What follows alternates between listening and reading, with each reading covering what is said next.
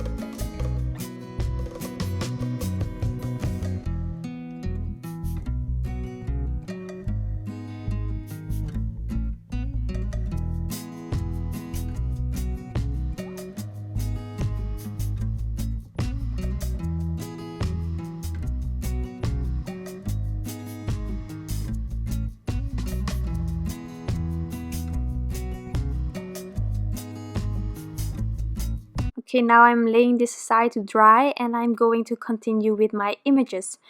For my images, I decided to use the Meadow backdrop portrait. There is that little bee inside of the dies, as well as those flowers that I also used on my previous card. And I just really like the idea of having some bees on top of this box, and then of course just having a spring themed box around it. So I am coloring in my images using some Copic markers. So I die cut everything out of Neenah. You can also die cut this out of some colored cardstock, but I decided that I wanted to use some colors that I have in my Copics. So therefore I just went along with this. So I'm placing my caps on the side each time so that you can see which colors that I'm using. But I really wanted them to be bright and colorful, so I went for bold colors.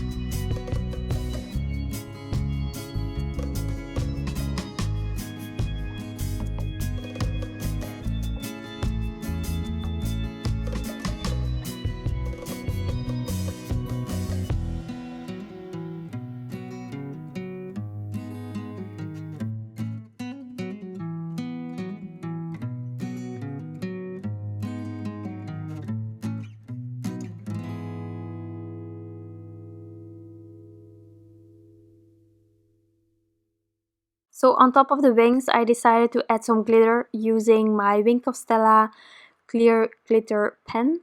And I'm just adding some to give it a bit extra. And then I just have to color these ones in black, and I can continue with assembling everything.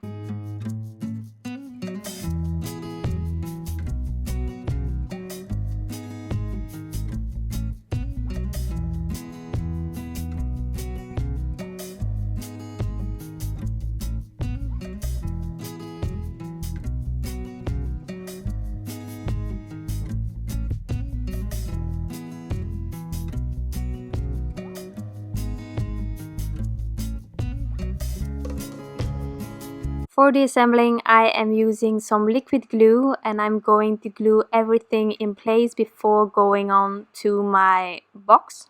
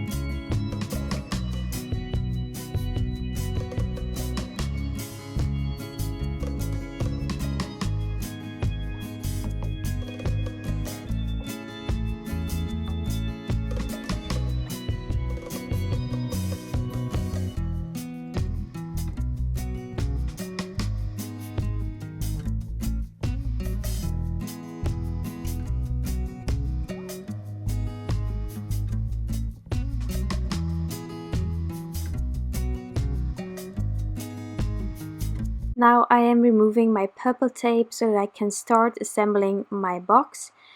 When I need to fold anything of my card or my boxes or whatever, I prefer going over those score lines once more with my bone folder, just to make it easier to fold. So that's the first thing that I'm going to do.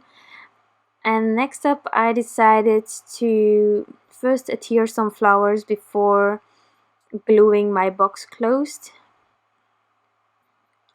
So you will see me use some liquid glue, add my flowers, then I will close up this box using some Scor Tape, because that's the adhesive that I prefer using when making boxes or three-dimensional cards or whatever.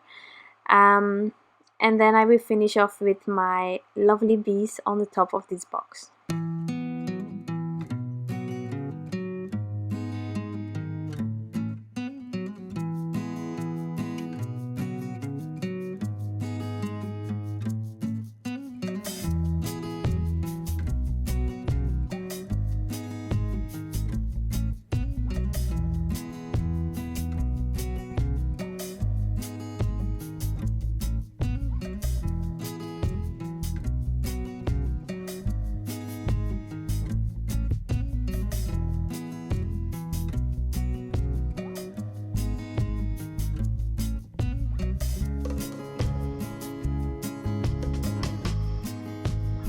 So I don't know if you see like any resemblance with my previous card. I hope you do a little, because I was inspired by that card. If you have any questions, please leave them down below. As I told you, this is for the FAWNATICS challenge that is going on right now. You just need to create something that is not a card. So in this case, I am creating my second box. And yeah, I really hope that you like it, that you had fun watching this video, and hopefully I will see you next time as well. Have a wonderful day. Bye!